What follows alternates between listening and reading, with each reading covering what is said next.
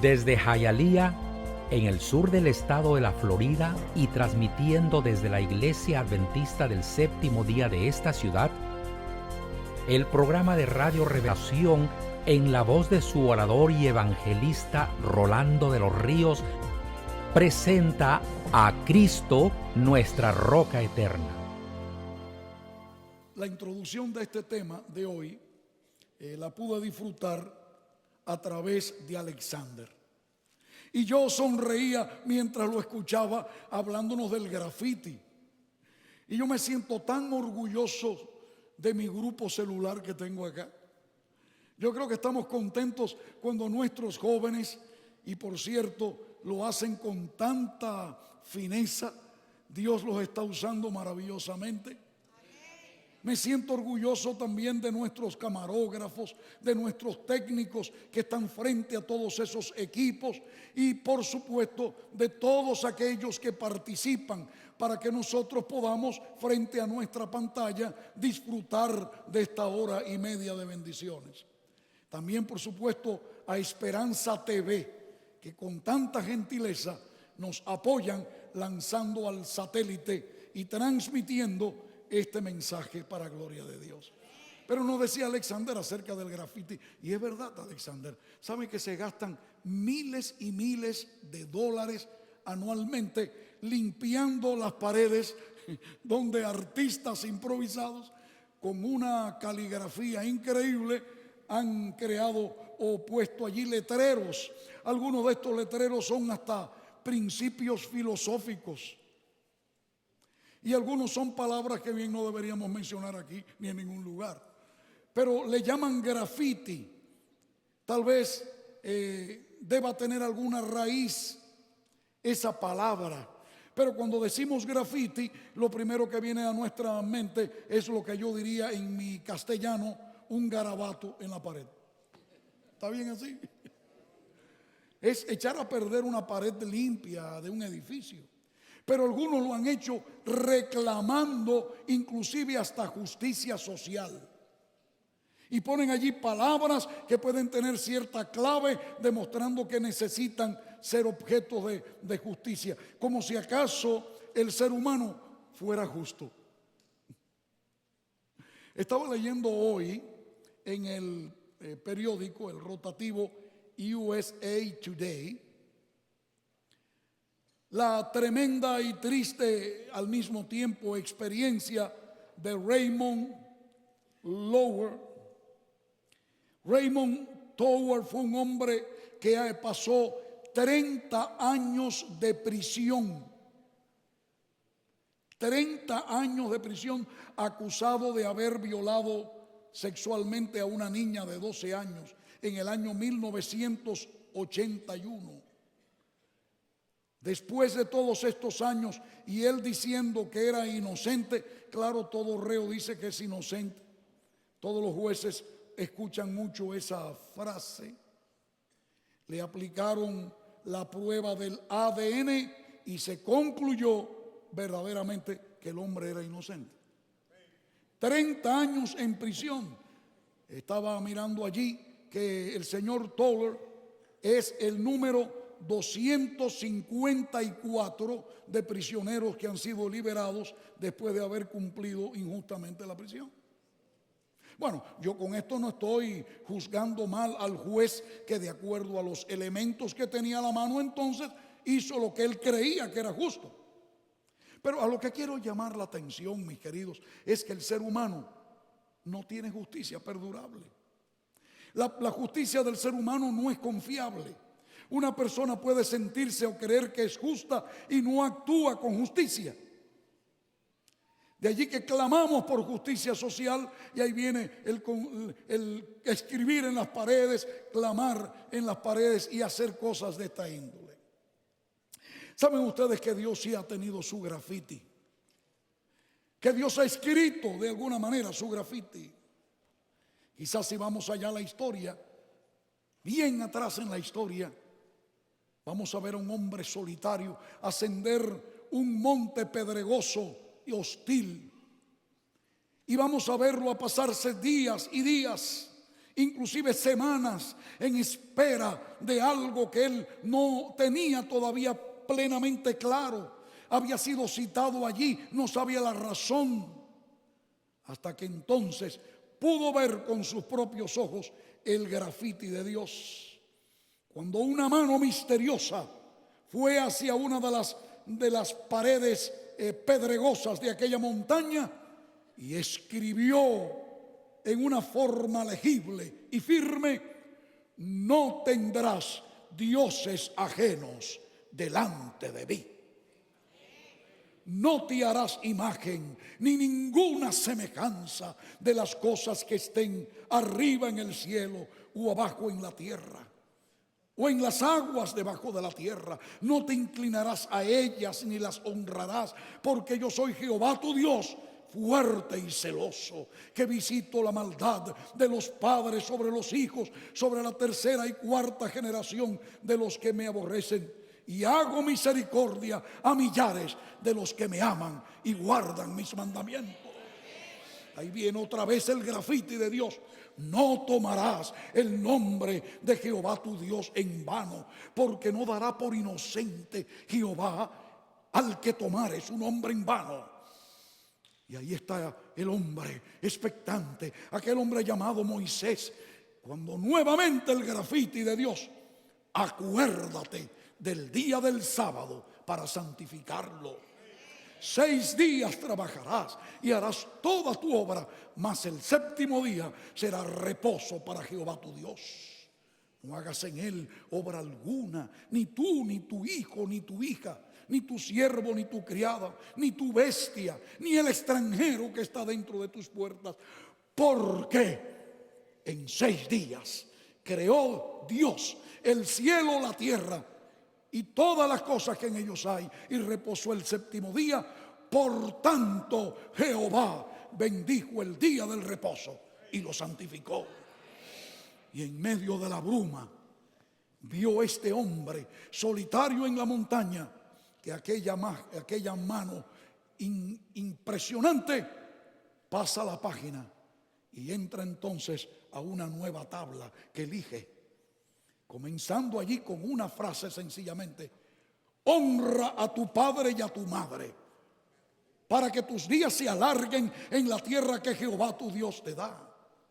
Ahora había entrado en una nueva faceta. Hasta ahora mostraba reverencia y amor a Dios. Ahora con esta nueva página pétrea está presentando el amor y el respeto al prójimo. No matarás, no cometerás adulterio, no hurtarás, no levantarás contra tu prójimo falso testimonio. Y concluyó el grafiti de Dios: no codiciarás la casa de tu prójimo, la mujer de tu prójimo, ni nada que le pertenezca a tu prójimo.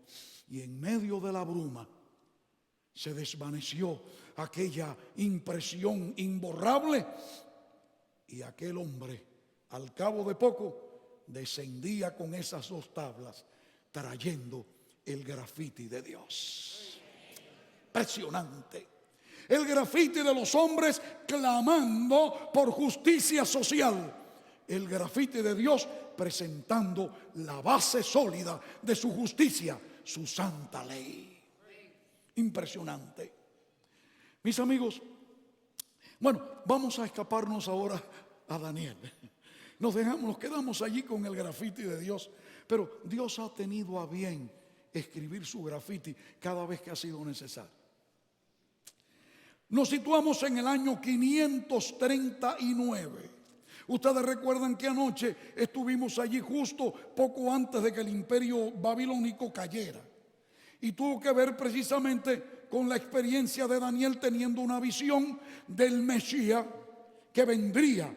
Y qué maravilloso es saber, yo creo que ustedes también quedaron como yo impresionados, cómo Dios es tan cuidadoso que cada detalle de la vida de Cristo, especialmente de su sufrimiento, fuese visto tan claro. Amigos, es que la Biblia es la verdad. Y lo que Dios ha escrito o mandado a escribir en este libro es inspiración divina. Grande. Ahora vemos que nos situamos en el año 539. Ahora sí estamos en las postrimerías del gran imperio de la cabeza de oro. Daniel es testigo del cambio de la cabeza de oro a los brazos ¿de qué material? De plata. El imperio medo-persa. Babilonia estaba por expirar. Y la historia nos presenta a nosotros que el reino que había formado y establecido Nabucodonosor, aquel grande y poderoso hombre, estaba ya por dar sus últimos estertores. Después de Nabucodonosor, sucedieron al trono unos 3 o 4 reyes. Eran casi reyes de postalitas, diríamos, porque estaban todos supervisados por la cabeza del grande. Nabucodonosor había muerto no hacía mucho, y según dice la tradición caldea, de 104 años de edad. Pero al fin había llegado un rey, un gobernante llamado Nabonido, que era yerno de Nabucodonosor. Pero este individuo era sencillamente un hombre sagaz, y de alguna manera se retiró para seguir manejando tras bambalinas al que dejaría en su lugar a su propio hijo llamado Belsasar. Belsasar se había propuesto demostrar los errores cometidos por su abuelo. Errores entre comillas, porque de lo que se quejaba Belsasar era de la rectificación que Nabucodonosor había hecho. Porque en los últimos años de la vida de Nabucodonosor, y gracias a la gran influencia del siervo de Dios llamado Daniel, Nabucodonosor aceptó servir al Dios de los cielos. Nabucodonosor había hecho algo. En el año 605, cuando él llegó a Jerusalén y tomó cautivo a todos aquellos jóvenes, aquella élite de jóvenes judíos, también destruyó el templo, saqueándolo y llevándose al templo de sus dioses en Babilonia las copas sagradas y los utensilios que se usaban en la adoración a Dios. Pero nunca los tocó, respetó, hasta que llegó el gracioso de su nieto. Ahora este individuo fue alguien que dijo, bueno, ¿y quién es ese Dios? ¿Cómo puede compararse a nuestros dioses? Y en el capítulo 5, versículo 1, que es nuestro primer texto que leemos en esta noche, se presenta allí la actitud blasfema de este individuo, que tenía, según cálculos hechos, unos 49 años de edad. Digo esto porque son datos que ustedes seguramente quieren tener. Y dice así: y el rey Belsasar hizo un gran banquete, era arrogante, a 1000 de sus príncipes, y en presencia de los 1000 bebía vino. Una fiesta, un bacanal común de aquellos tiempos. Sin embargo, era interesante que él, en vez de servirle a sus príncipes en las copas que tenían muchas y miles en el palacio, se atrevió a mandar a buscar las copas sagradas. Esto es peligroso, cuando se toman las cosas de Dios y se usan en forma irrespetuosa. Y sirvió vino a todos sus comensales en esas copas. Y nos dice la Escritura que se había entregado esa orgía con sus mujeres y concubinas. No hay tiempo ni es mi interés explicar los detalles de las orgías que se practicaban en ese tiempo. Es más, las religiones paganas tenían como parte de su liturgia la práctica inmoral. Por lo tanto, era muy fácil ser religioso. Aquel que no se había convertido verdaderamente a Dios. Y dice que bebieron y alabaron y sacrificaron a sus dioses. Pero dice el versículo 5 lo siguiente, que quiero que lean conmigo.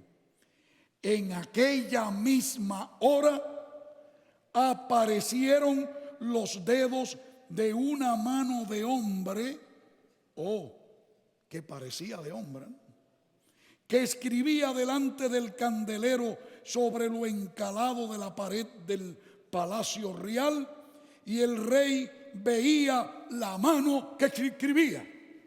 ¿Qué diferencia con aquel hombre de la montaña que está mirando la misma mano escribiendo, pero la mira con respeto? Aquella mano está escribiendo ¿qué cosa? Los 10 mandamientos de Dios. Y ahora vemos a otro hombre totalmente diferente, a Moisés, mirando la misma mano escribir, pero está escribiendo algo que él no sabe verdaderamente que escribe, pero está temblando. Bueno, dice el siguiente versículo que aquel hombre palideció, se le turbaron los pensamientos, se le debilitaron sus lomos y sus rodillas daban la una contra la otra. Vamos a decir en una sola palabra, aquel hombre estaba espantado. Allí se le acabó la arrogancia.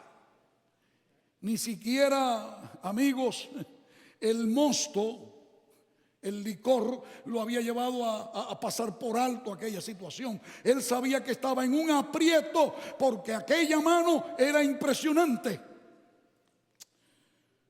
Dice aún más un texto más, que gritó en alta voz. No sé cómo le salió la voz. Gritó, pero ¿saben por qué gritó? Mandando a buscar a todos los sabios. Lo mismo que había hecho el abuelo algunas décadas antes, cuando la estatua, ¿recuerdan? Mandó a buscar a todos, pero como entonces hubo uno a quien no se llamó. Su abuelo tuvo que enfrentarse a un jovencito que tendría unos 20 años de edad, el siervo de Dios Daniel.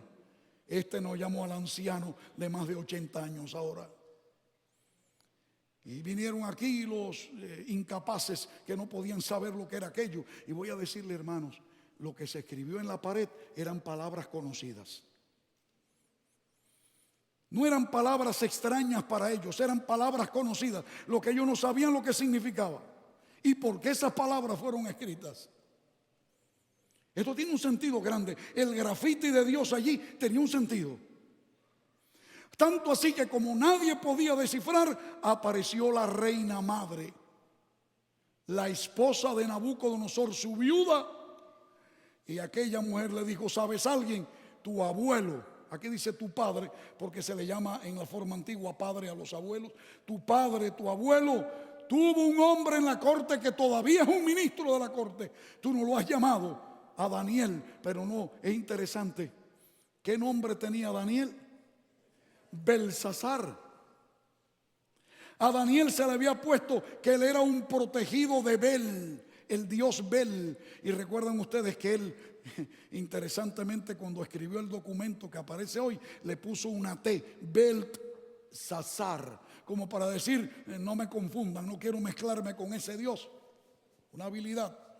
Pero ahora, en este momento, Belsasar el pagano se enfrenta con el Belsasar, siervo de Dios. ¿Qué diferencia de un hombre a otro? Y en ese momento tan tremendo, vemos entonces que Belsasar de la T, y me refiero a Daniel, comenzó a hablarle a él de todo lo malo que él había hecho. Pero noten estas palabras interesantes que aparecen escritas. Belsasar, el rey, casi siempre usan esas prebendas, prometió regalarle dones y hasta honores y puestos nobiliarios al que pudiera revelar aquel enigma. Y me gusta tanto la expresión de Daniel cuando él dice, oh rey, que para ti sean tus dones. En otras palabras, no me interesa las glorias que tú me des, pero te voy a decir lo que dice el sueño, porque hay un Dios en los cielos que lo revela. Es más, que Daniel comenzó a amonestarle y a hablarle, tu abuelo, tu padre Nabucodonosor, tuvo que pasar tremendas pruebas. En un momento determinado pasó 7 años loco como una bestia comiendo hierba para que entonces abriera los ojos. Amigos, a veces Dios nos permite pruebas para que abramos los ojos. Gloria al Señor que nos ama, que aún puede, mi querido hermano que me estás allí mirando, mi hermana, usted mismo que está pasando pruebas, que usted dice, ¿por qué no acabo de salir de esas pruebas? Y Dios las está usando para que veamos una faceta de nuestra vida que tal vez no mirábamos. Así obra Dios. Pero ahora, notan ustedes en el versículo 12, le dice Daniel al rey profano: y tú, su hijo Belsasar, no has humillado tu corazón sabiendo todo esto que hizo tu padre. No has humillado ¿qué? Tu corazón. Así que para uno llegar a recibir bendiciones de Dios, lo primero que tenemos que hacer es ¿qué cosa, hermanos? Humillarnos de corazón. Y es importante, de allí que entonces pasa Daniel a decirle: la escritura del grafiti de Dios decía: Mene, Mene, Tekel, Uparsin. La palabra Mene era la misma raíz, la palabra mina, mina.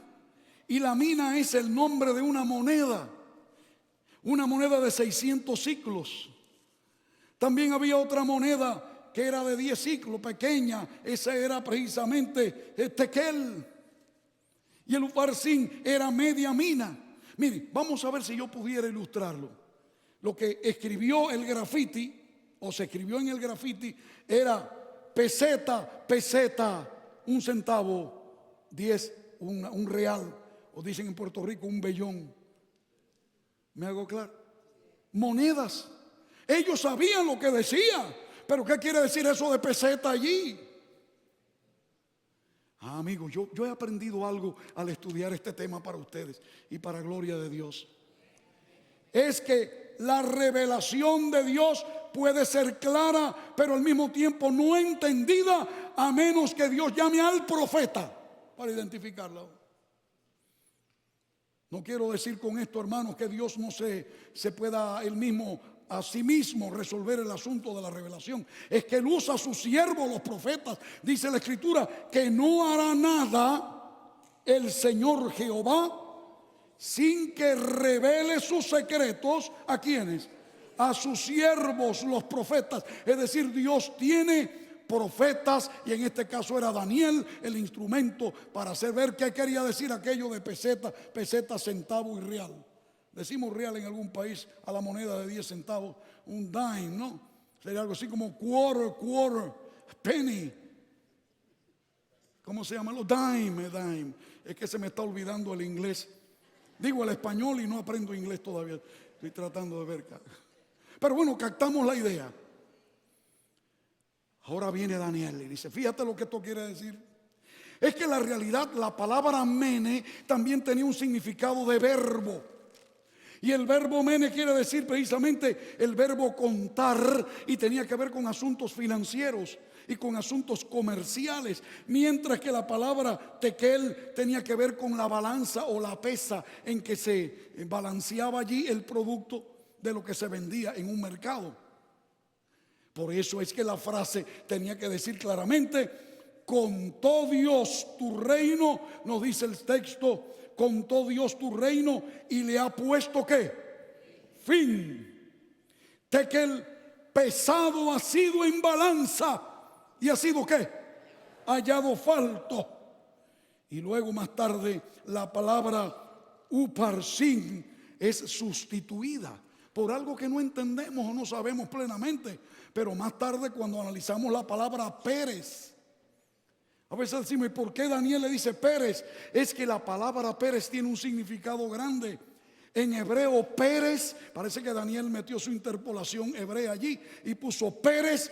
Pérez es el nombre de un águila muy conocida de cola blanca, y esa águila era muy conocida y era reconocida como un animal rapaz, con garras capaces de triturar a sus víctimas. Y qué buena ilustración usó de la fuerza medo-persa que vendría a arrasar con el terrible imperio poderoso de Babilonia.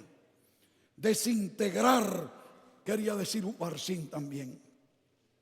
Verdaderamente, hermanos, poco sabía el blasfemo rey Belsasar que mientras él estaba en el banqueteo, Ciro, el poderoso rey de los medos y de los persas, o al frente de los persas y también de los medos de su tío Darío, ya habían rodeado la ciudad de Babilonia. Nabucodonosor había hecho la ciudad con tanta inteligencia que el río Éufrates atravesaba la ciudad en forma diagonal. La ciudad de Babilonia tenía no una muralla, tenía dos murallas. Dos murallas sobre las cuales varios carros tirados por caballo, carros de guerra, podían correr a toda velocidad. Era una avenida cada una de esas murallas. Pero Nabucodonosor no se confió con una muralla, él mandó construir dos. Y entre las dos murallas había tierras labrantías, de tal manera que con agua y donde sembrar y cosechar, ¿qué le importaba a él que lo rodearan ejércitos enemigos cuando no existía la aviación todavía? Así que no había manera. Pero ¿saben algo, mis queridos hermanos? Allá donde se encuentran, hay un Dios en los cielos que hace que su palabra se cumpla por encima de todas las previsiones de los hombres. Es interesante ver que alguien podía decir: pero qué inteligente, me voy a meter por bajo del agua del río. Y como el río Éufrates pasaba precisamente irrigando la ciudad, pues ya estamos dentro de ella. Tremenda sorpresa. Tremenda sorpresa. Porque a ambas riberas del río, Nabucodonosor había mandado construir también sendas murallas. La persona podía entrar dentro de la ciudad sin entrar en la ciudad. Tenía que seguir nadando hasta el final e irse. Qué hábil era ese hombre. Y habían unas puertas grandes de bronce que daban al río, que estaban firmemente cerradas. Pero mientras el rey Belsasar estaba con sus 1000 príncipes, dándose allí de su banquete, desafiando al Dios creador de los cielos y la tierra, el mismo que escribió el grafiti allá en la montaña. Ese es el problema de los hombres. Quieren desafiar lo que Dios escribió en la montaña. Y cuando los hombres no creen lo que Dios escribió en la montaña, entonces Él viene y se lo escribe en sus propias narices. ¿No estará pasando eso hoy también? ¿No estará eso sucediendo, amigos? El mundo de hoy tendrá que encarar realidades porque le han dado la espalda a la ley de Dios. Y eso es peligroso, porque darle la espalda a la ley de Dios es ir en contra del orden que Él ha establecido. Cuidado con eso. Pero la gente cree que se puede jugar con Dios. Que, como decía la otra noche, Dios es algo así como un viejito agradable, un Santa Claus más, un osito de felpa, a quien tú puedes llegar y jugar con él y alarle de las barbas. No, mis hermanos, Dios es amor, pero merece respeto. Y Dios necesita un pueblo que le respete y le ame. Yo quiero ser parte de ese pueblo. ¿Alguien más conmigo? ¿Alguien más conmigo? ¿Alguien más? Gloria al nombre de Jesucristo nuestro Señor. Gloria a Jesús. Ahora vemos precisamente el caso. Cómo allí se ha querido jugar con Dios. Cómo es que este rey trata de desafiar a Dios. Pero en ese momento aparece la sentencia sobre él.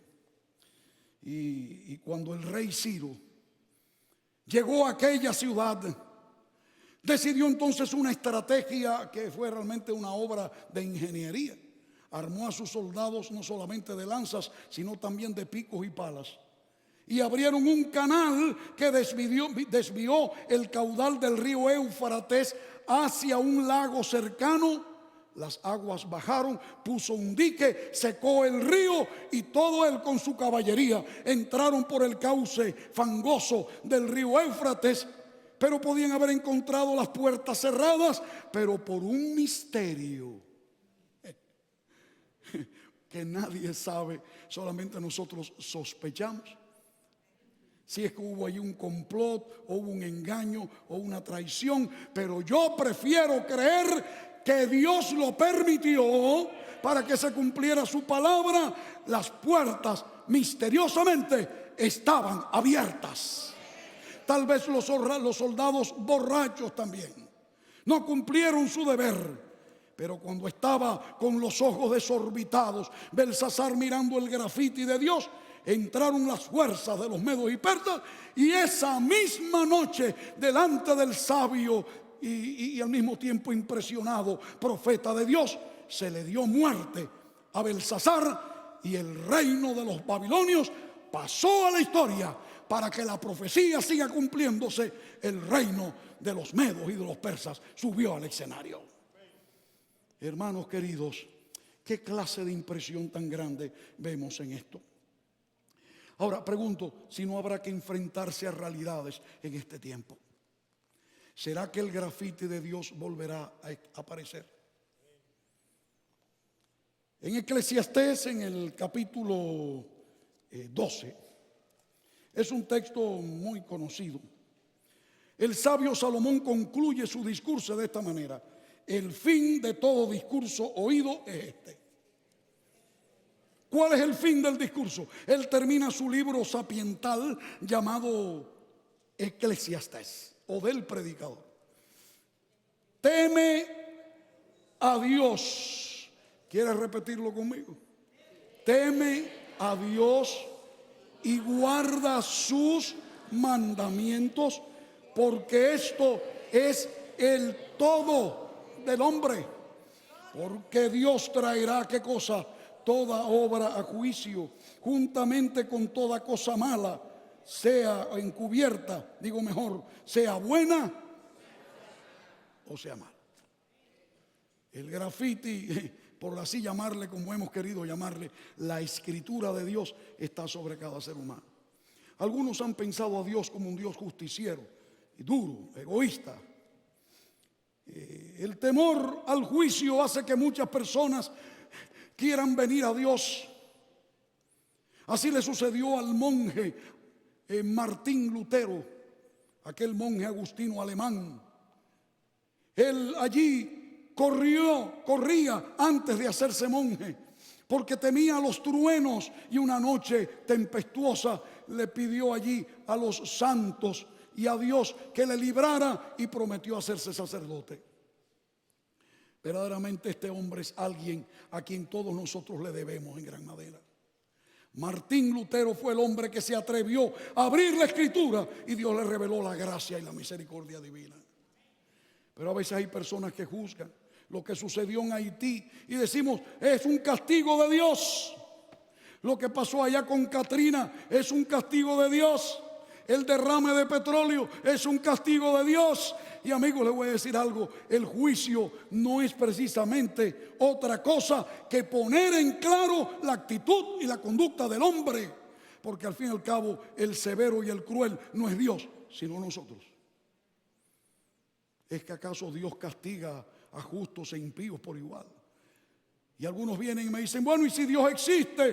Porque hay niños que mueren de cáncer y nacen con SIDA. Y yo le preguntaría: ¿y si Dios no existe? Explícamelo también. Hermanos amados, ha llegado la hora que como gente madura dejemos de excusas y de niñeces y podamos, o niñerías, diría mejor, entrar en la actitud de quitarnos las responsabilidades. Yo creo que llegó la hora que cada persona en este mundo con madurez afronte la realidad y sepa que Dios es amor y misericordia. Somos nosotros los que tenemos que buscar a Dios antes de que sea tarde. No es Dios quien nos castiga, no hay dudas que Dios nos ama. Y para ello quiero dejarte un texto clave que se encuentra en Isaías, en el capítulo 1 y versículo 18. Dios te llama a ti a cuenta. Ven y vamos a dar lápiz, como decía mi padre. Él tenía su negocio, mismo hacía su contabilidad. Dice: vamos a dar lápiz. Y mi padre le pagaba a los empleados el viernes por la tarde. Y ahí se tiraba él sobre una de las mesas de su taller de talabartería. Y todos los empleados esperaban que Ríos, como le decían, le pagara. Y él llegaba y decía: a ver, ¿cuántas horas trabajaste? Tanto por tanto, tanto por tanto. Y con una velocidad, un hombre que no terminó el 3er grado de escuela primaria sacaba aquella cuenta rápida, sin calculadora, y después él rectificaba y decía al final: no pare más. Esa era la expresión que él usaba. En otras palabras, la cuenta está correcta, no pare más. Amigos, yo le voy a decir algo: ya Dios tiene el lápiz en la mano. Tiene el lápiz en la mano. Pero yo quiero dejarte con algo glorioso. No es el Dios que tiene el lápiz en la mano para escribir tu sentencia. Deja que el profeta Isaías, más de 700 años antes de que Cristo naciera y muriera en la cruz, escribió: venid luego, dice Jehová, y estemos a cuenta. Pero el texto no te dice: si has cometido una falta, te voy a partir por la mitad. Si vuestros pecados fueren como la grana, como la nieve serán emblanquecidos, y si fuesen rojos como el carmesí, vendrán a ser como blanca lana. Mira, mi querido, tú y yo no tenemos que temer a la balanza de Dios, porque en el plato de la balanza se colocó el Cordero de Dios que quita el pecado del mundo.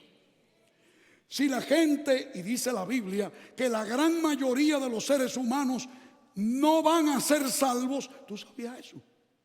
¿Lo sabías? ¿No has leído que dice que son muchos los llamados? Tristemente, la gran mayoría de la humanidad no va a heredar la vida eterna con Dios. Ay, me da dolor decirlo, pero es así. Pero es porque Dios discriminadamente le dice: yo no quiero que tú te salves, o algo así. Hermanos, ¿saben? He descubierto al estudiar mi Biblia que la gente se va a perder no por haber sido mala, no por haber actuado mal, no por haber cometido pecados. La gente se va a perder por no aceptar el perdón que Dios le está regalando. ¿Me hice claro? No es por ser malos o buenos, porque tristemente los llamados buenos a veces no son tan buenos. Si tú y yo confiamos en lo que nosotros hacemos para salvarnos, ya estamos en un serio problema. Tú y yo somos salvos no por nuestras obras, aunque sí somos salvos por una obra, la obra que hizo Jesucristo. Quiere decir esto, mis hermanos amados, que tú y yo, cuando llegamos a Dios, no tenemos que temer al juicio. Nos hace este texto pensar en el deudor tembloroso que es llamado por el dueño, por su amo, a cuentas: ven a mí. Y entonces le dice el amo: mira, ¿tú crees en mí? Sí, Señor, yo creo que tú eres amor, que tú eres poderoso. Y el Señor le dice una frase muy popular: pues si tú crees en mí, mira esto, borrón y cuenta nueva. ¿Sabes algo? ¿Por qué razón yo estoy aquí parado hablándote a ti esta noche? Porque el Señor me hizo un borrón y me dio una cuenta nueva. Aleluya, gloria a Cristo Jesús. Yo no sé si yo le estoy hablando a través de las cámaras a alguien allí sentado, o tal vez a alguien que esté en este auditorio que también haya recibido el borrón y la cuenta nueva. Yo quiero ver la mano de alguno, a ver: oh, gloria a Cristo, somos salvos en la gracia. Si tú no has levantado la mano y eres sincero, yo te voy a decir algo: Cristo está dispuesto a perdonarte todo lo que necesitas entregarte a Él. No hay que temer al grafiti de Dios. Cuando nosotros somos salvos, no lo hacemos porque obedecemos la ley de Dios. No, la ley de Dios no fue hecha para que tú te salves obedeciéndola. ¿Está claro? Nosotros no somos salvos porque obedecemos la ley de Dios. Somos salvos por la gracia de Cristo. No obedecemos la ley para ser salvos, sino que siendo salvos, guardamos la ley de Dios. La ley de Dios y su obediencia no es causa de salvación. La obediencia a la ley de Dios es consecuencia de la salvación. Una persona que no haya sido salva en Cristo, que no intente obedecer el grafiti de Dios, porque se va a meter en un problema. Para tú poder ser un buen obediente de la ley de Dios, entrégale tu corazón a Jesucristo. Por eso yo le digo a mis hermanos que están indecisos con el bautismo: ay, pero es que yo todavía tengo. Yo te voy a decir una cosa: tú lo que tienes que hacer es creer en Cristo. Entrégate a Él y misteriosamente, cosa que tú no vas a saber ni cómo, el Espíritu Santo de Dios hará su grafiti en tu corazón. Porque dice el profeta: y escribiré mi ley en sus corazones. Entonces ya no vamos a obedecer a Dios porque hay una ley en tablas de piedra. Ahora vamos a obedecer a Dios porque la ley está escrita en mi corazón. ¿Te das cuenta del misterio? Por eso yo no creo que alguien vaya a estar todavía titubeando con el bautizo del sábado. Tú que estás allá en el grupo celular y que ya tu jefe de grupo te ha llamado, tu director, y te ha orado contigo. Ay, no, pero todavía, porque me falta. Tú sabes que Cristo hizo provisión para tu salvación ya. Entrégate a Jesús plenamente. Deja eso. Ya llegó la hora de creer. No somos salvos porque hagamos, sino porque creamos. Y hay un punto importante que debemos tener claro. Hay un grafiti más de Dios. Dice el Señor Jesús que si nosotros lo hacemos a Él, nuestro Salvador y nuestro Señor, Él volverá a escribir, ¿sabes qué cosa? Tu nombre en el libro de la vida. Señor, escribe mi nombre en el libro de la vida. ¿Sabes que cuando tú aceptas a Cristo, el nombre está ahí? Y ya yo sé que el mío está allá también. Solamente que le digo: Señor, no quites mi nombre del libro de la vida. Ay, hermanos, qué lindo saber cuando Dios nos da oportunidad. La experiencia de Johnny Vivar es para mí algo importante, porque este jovencito fue un jovencito de pequeño que anduvo en los caminos de Dios. Pero lo que le pasa a muchos jóvenes, se apartan de Cristo. Y luego el mundo golpea, porque Johnny tuvo que vérsela en la cárcel, golpeado, porque cuando el diablo muerde, muerde de verdad. Y ahora casi en sus 29, 30 años de edad, gracias a la influencia de sus tíos cristianos y también del hermano Dixon Floirán, precisamente el director de su grupo celular a nivel de estudio en el hogar, el joven Johnny hoy está en las aguas del bautismo. Pero no solamente él, sino que el pastor Humberto Urrutiner y el pastor asociado, el pastor laico, nuestro hermano Romney Aquino, está con una joven, y esta joven se llama Dania Avelar, quien después de 2 años de estar allí en ese lindo grupo de fe y esperanza, ella dijo: no puedo esperar más, acepto a Cristo como mi Salvador. Y ahí están ambos para ser bautizados. Y hay amigas, amigos y familiares que están aquí en esta noche. ¿Cuántos son las manos de los que han venido a ver este bautizo de ellos? Gloria al Señor. Por eso, hermanos, esta noche los pastores simultáneamente le sumergen las aguas bautismales por inmersión, tal como Cristo fue bautizado, en el nombre del Padre, del Hijo y del Espíritu Santo. Amén. Gloria al Señor. Alabado sea Cristo, hermano. Gloria al Señor, gloria al Señor. Gloria a Dios, gloria a Cristo, hermano. Qué maravilloso. Yo le pido a los pastores que queden en el agua, porque ahora nos toca a nosotros. Te toca allí en tu grupo celular. Yo sé que algunos han pasado al frente, muchos han pasado al frente, pero hay alguien allí todavía que no pasa al frente. Y esta es la noche. No lo dejes para mañana, porque ahora tú sabes que Dios te ama, Dios no te condena, Dios quiere darte todo lo que Dios en su misericordia quiere darte y lo quiere hacer. Gloria a Él. Hermano, le voy a decir una cosita antes de que Raiza cante. Yo quiero pedir a los pastores que queden. ¿Saben por qué? ¿Por qué están en las aguas ellos? Porque la gracia está que todavía está abierta. Gloria a Dios, gloria a Dios. Y voy a decirte antes de que ella cante: el perdón de Dios no tiene límites. Tú sabes lo que es el pecado imperdonable.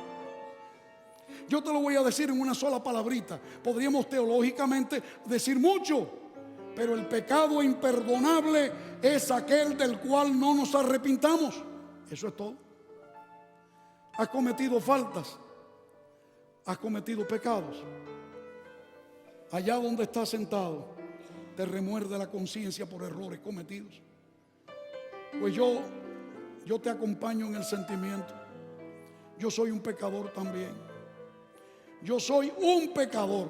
Y no lo digo con orgullo, pero lo digo de alguna manera con satisfacción. Porque si yo no me reconociera un pecador, yo no reconocería a un Salvador.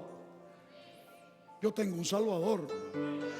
Yo tengo un Salvador glorioso, capaz de escribir el grafiti de su ley en tablas de piedra y luego escribírmelo en mi corazón para amarlo de toda mi vida, con todas mis fuerzas. Mira, Raiza va a cantar un himno, pero este himno con nuestro querido joven Frometa, ellos dos van a pedirte esto. Mira, esta canción que ella va a cantar es una confesión, pero yo quiero pedirte a ti, allá donde estás, en tu grupo, en tu hogar, frente a la pantalla de tu computadora, que en este momento medites. Si quieres, cierra los ojos. Si deseas, medita en la letra de esta canción, porque esta es tu oración y la mía ante Dios, mi amor.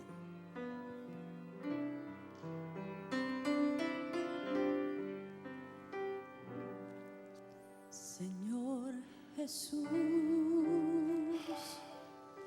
yo vengo a confesarte humildemente los actos que yo conscientemente y por voluntad propia cometí.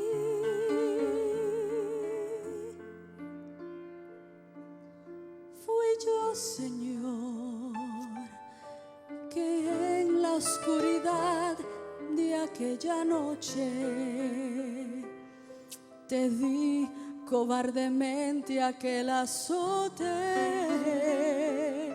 y repetidamente te herí.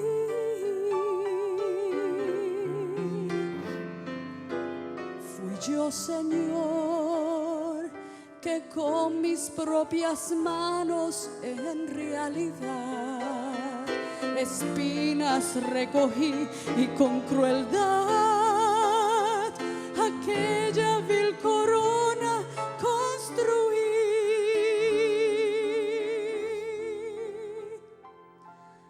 Fui yo, Señor, después de someterte a tal martirio, busqué aquellos clavos y el martillo, y sin dolerme en la cruz te alcé.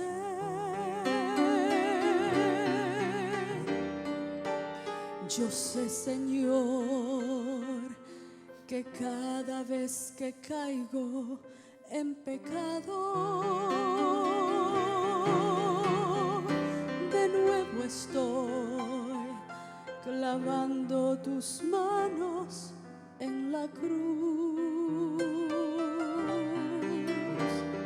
Y sé también que muchas veces te he rechazado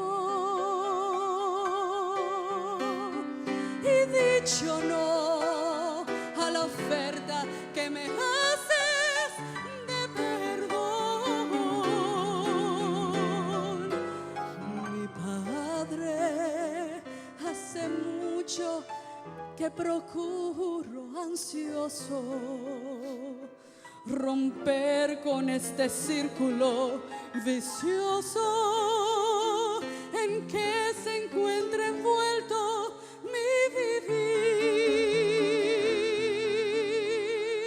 Y así, Señor, yo vengo a pedirte humildemente